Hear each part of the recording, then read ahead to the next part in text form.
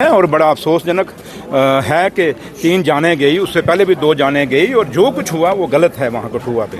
लेकिन बदकिस्मती ये हुई कि क्योंकि मैं वहाँ जाना चाहता था, सरकार की तरफ से जाना चाहता था, क्योंकि किसी ओहदे पे बैठा हूँ, उस ओहदे की जिम्मेवारी थी सरकार की कि हम जाएँ वहाँ पे अफसोस करने।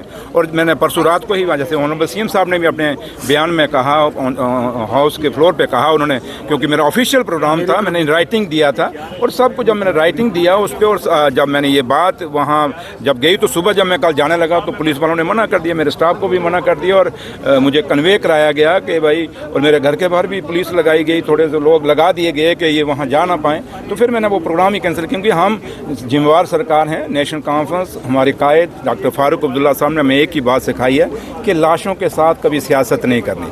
उमर साहब ने भी यही कहा कि लाशों पे खेल के हमने ये गवर्नमेंट नहीं चलानी, हमने लोगों के साथ हमदर्दी करनी है। और हमदर्दी ये एलओपी को तो मैंने कहा ना, वही हमदर्दी ये थी कि मैं वहाँ जाता, मैं उनके गम में शरीक होता, जो लोग चले गए थे उनको मैं वापस नहीं ला सकता था, कम से कम एक हमदर्दी जताता सरकार की तरफ से, उमर साहब की तरफ से, डॉक्टर साहब की तरफ से।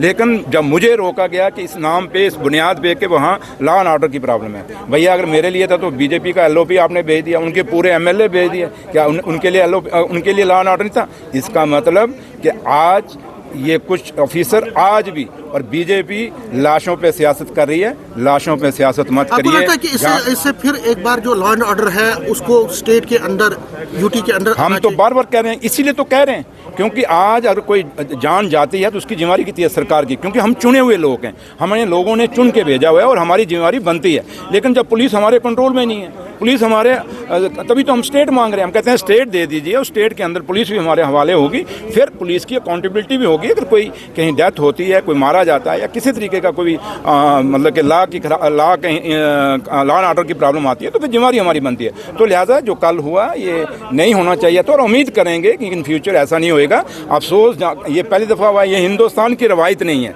ये हिंदुस्तान का कल्चर नहीं। और जिस जम्मू कश्मीर को आज खुद एक एमएलए साहब कह रहे थे कि शेर और बकरी ने यहाँ पानी पिया, मेरे भाई अगर शेर और बकरी ने पानी पिया, ये तकरीर हमें मत करिए, पहले आप इम्प्लीमेंट कर देखिए। अगर एलओपी जा सकता है, बीजेपी जा सकता है, तो जम्मू कश्मीर की सरकार, नेशनल कॉन्फ्रेंस लेड सरकार का डिप्टी चीफ मिनिस्टर वहाँ जब बिलावर में क्यों नहीं जा सकता? ये बदकिस्मती और एक सवाल खड़ा करते हैं। Thank you.